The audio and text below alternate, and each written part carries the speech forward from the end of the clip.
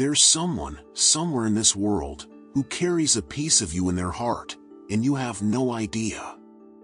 We spend so much time wondering if we matter. If our presence leaves any mark at all on this vast, indifferent universe. We look in mirrors and see the lines that time has carved into our faces, the gray that has crept into our hair, the way our bodies have begun to speak in a different language than they once did. And in those quiet moments, especially in the deep hours of night when sleep eludes us, we wonder, who remembers me? Who thinks of me when I'm not there? The truth is, we underestimate our own impact in ways that would surprise us. Right now, as you listen to these words, there's a former colleague who still tells the story of how you helped them through their first day at a job they were terrified to start. They don't have your phone number anymore. They might not even remember your last name. But they remember your kindness, and it has shaped how they treat newcomers in their workplace even decades later.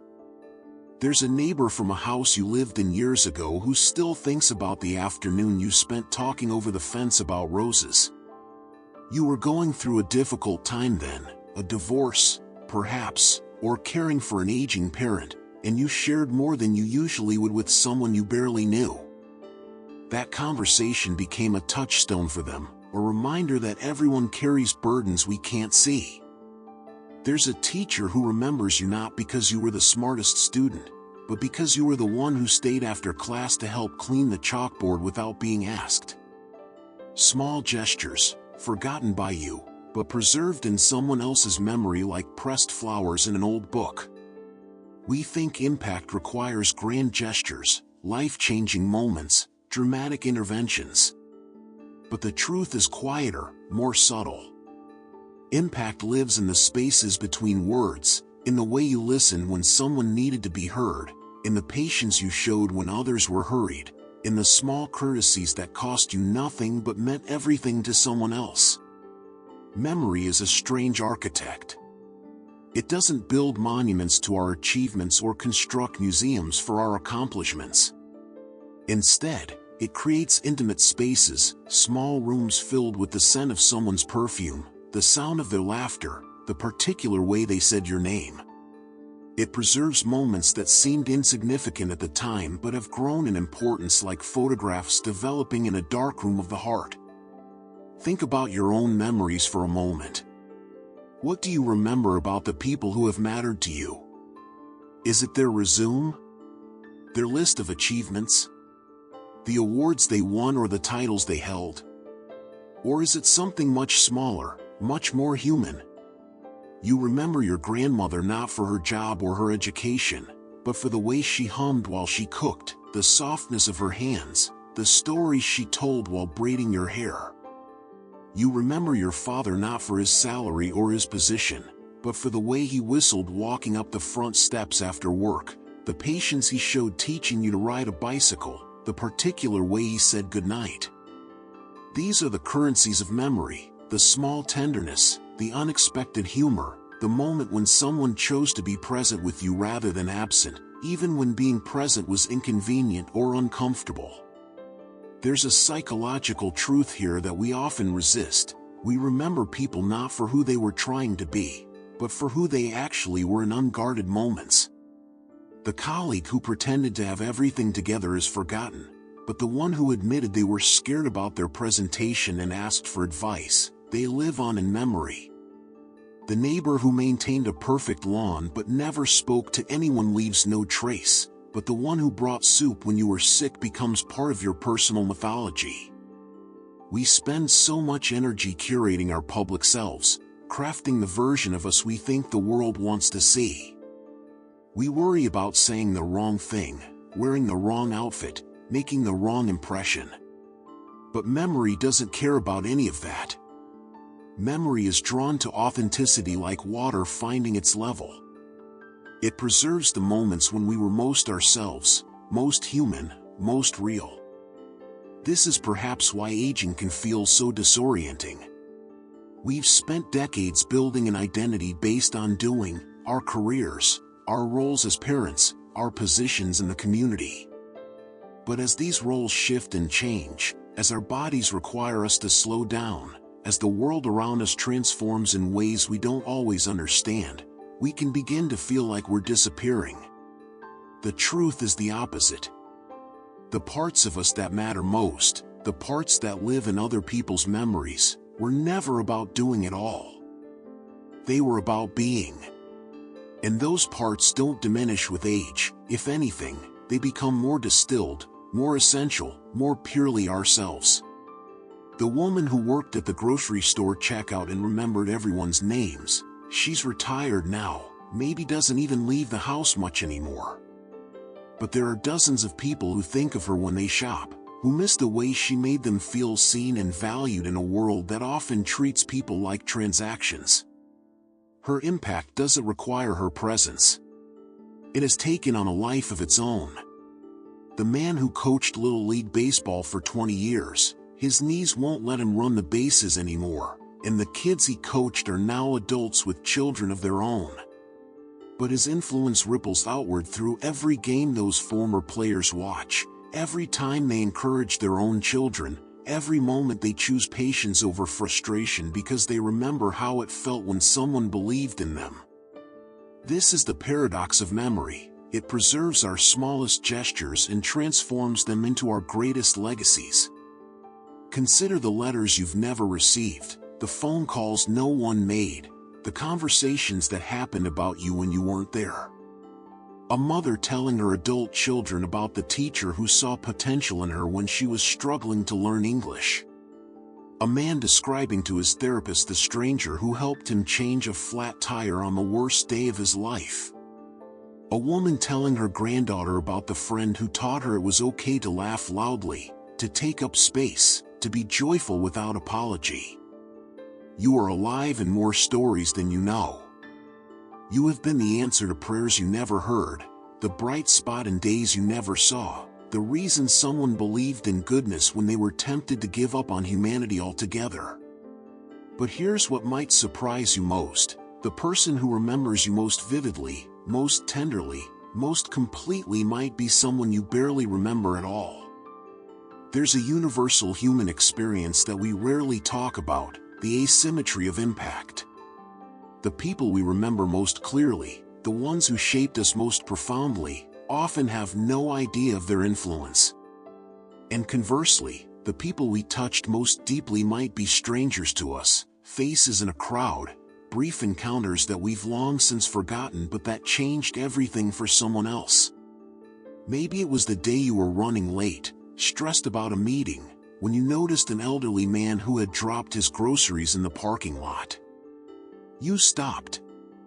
You helped him gather his things, made sure he was okay, maybe even helped him load everything into his car. To you, it was 5 minutes of inconvenience on an already difficult day. You probably forgot about it before you reached your car. To him, it was proof that kindness still existed in the world. It was the moment he decided to call his estranged daughter.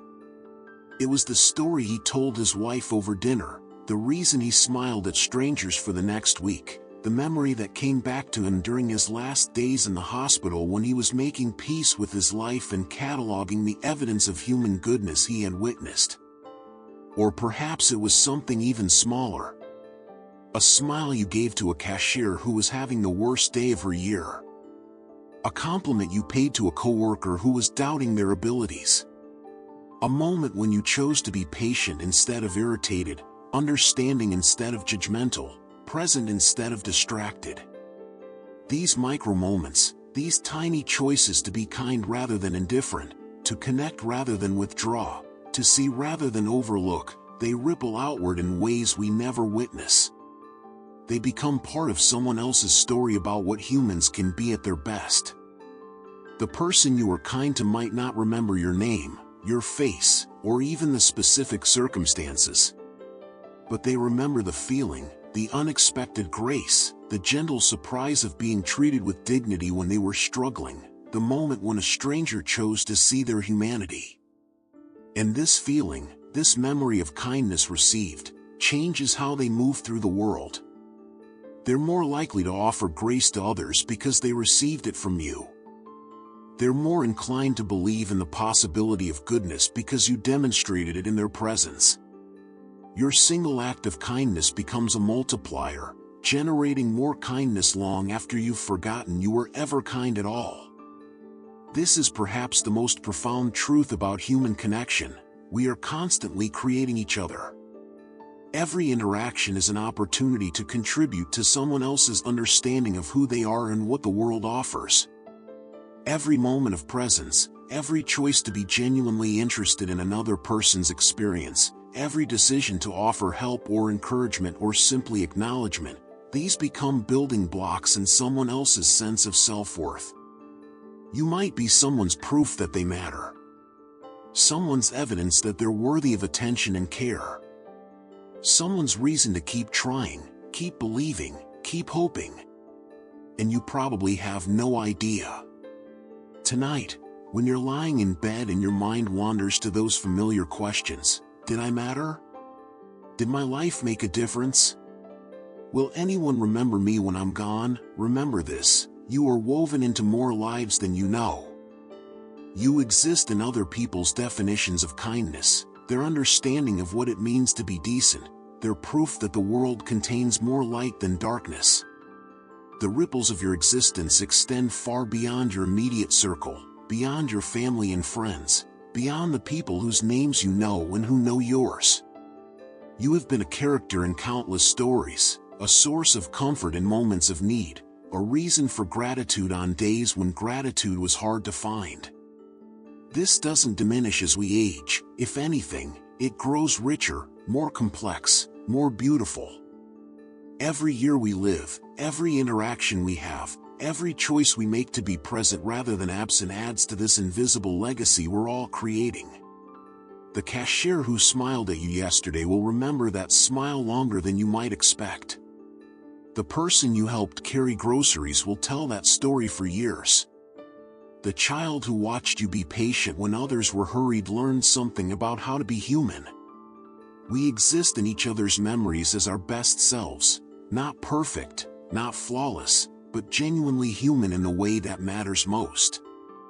We are remembered for our kindness more than our accomplishments, for our presence more than our productivity, for the love we showed more than the money we made. Your life is a gift that keeps giving, long after the giving is done.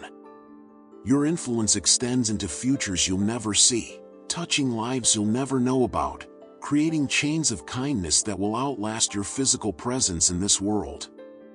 So rest tonight knowing this: someone, somewhere, is grateful for the day your paths crossed.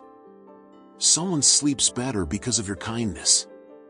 Someone faces tomorrow with more courage because you showed them what strength looks like. Someone believes in goodness because you were good to them when you didn't have to be. You don't imagine how someone remembers you, with more warmth, more gratitude, more love than you could ever imagine. You are held in more hearts than you know, cherished in more memories than you can count, missed by more people than would ever think to tell you so. And that, perhaps, is the most beautiful truth of all: we are all more loved than we know, more remembered than we imagine, more important than we believe. Our lives matter in ways that extend beyond our ability to measure or understand. If this touches something in you, if it reminds you of someone who touched your life in ways they probably never knew, maybe this is the moment to reach out. Not to explain or analyze, but simply to say thank you. To let someone know they're remembered. To be the voice that tells another person what we all long to hear: you mattered to me, and I'm grateful our paths crossed. Because in a world that often feels disconnected, nothing is more powerful than knowing we've made a difference in someone else's journey, even if we never meant to, even if we never knew we had.